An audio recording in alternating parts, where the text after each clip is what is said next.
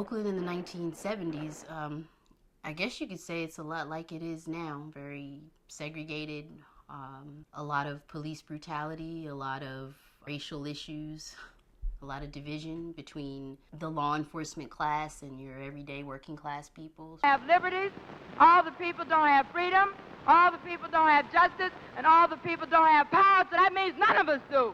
There were no opportunities. There was nothing for you to do with yourself. There was no economic enterprise in which you could safely endeavor. How are you going to make money? How are you going to support your family? I think those were some of the larger concerns that were there. And then there was the general sense of spiritual malaise that led people to sort of band together and find organizations that they could be a part of. Give me something to do. Give me something to believe in.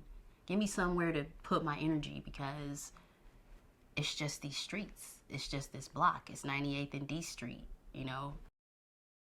If you wanted your children to have a true education, if you wanted them to have any sense of self, any sense of themselves as beautiful, any sense of themselves as intelligent or worthy of being something with their lives, it became necessary for you to take their education into your own hands. You're a Negro. No. I am your teacher. You are a Negro. No. Suppose I threatened to beat you, what would you say? Aren't you a Negro now? No. What are you? I'm black and beautiful. What is your nationality? My nationality is Afro-American. I grew up in the Nation of Islam.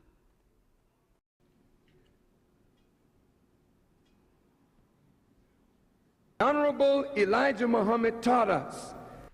I heard that the white man was the devil every day, several times a day. I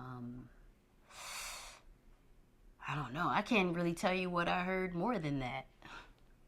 And I mean, my dad was really the head of, you know, all things religious and all things, you know, even though he didn't have education, like he didn't know how to read until he was like in his 30s.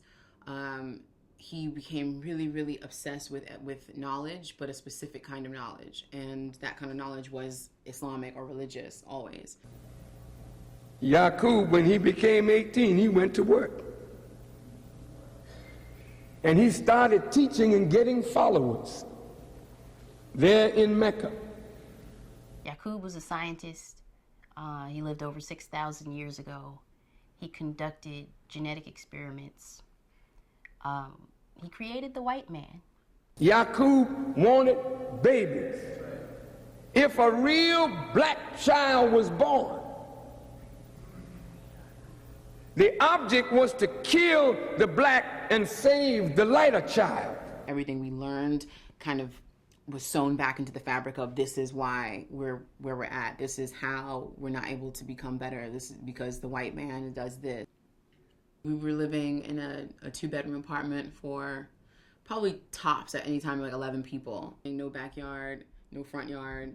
So like that's where you're at all day. I grew up sitting on a stove, like on a bench in front of the stove. That was kind of my mandated post. And I think that my mom might have been attracted to the movement because she was attracted to this man. The Nation of Islam definitely replicated all aspects of patriarchy. Father first, mother second, you know, children underneath. And at all times, the male ascribes to a higher position in life than the female does. We had like these cool books that were like literally guidebooks of like, this is the way, like men can wear their mustache hair this way. Women can wear their, you know, garb this way. Like this is how you wash your body. You wash like the upper left first and then the upper right and then the lower left. The negative things that I took away, lack of respect for authority. I think that's probably the most negative thing.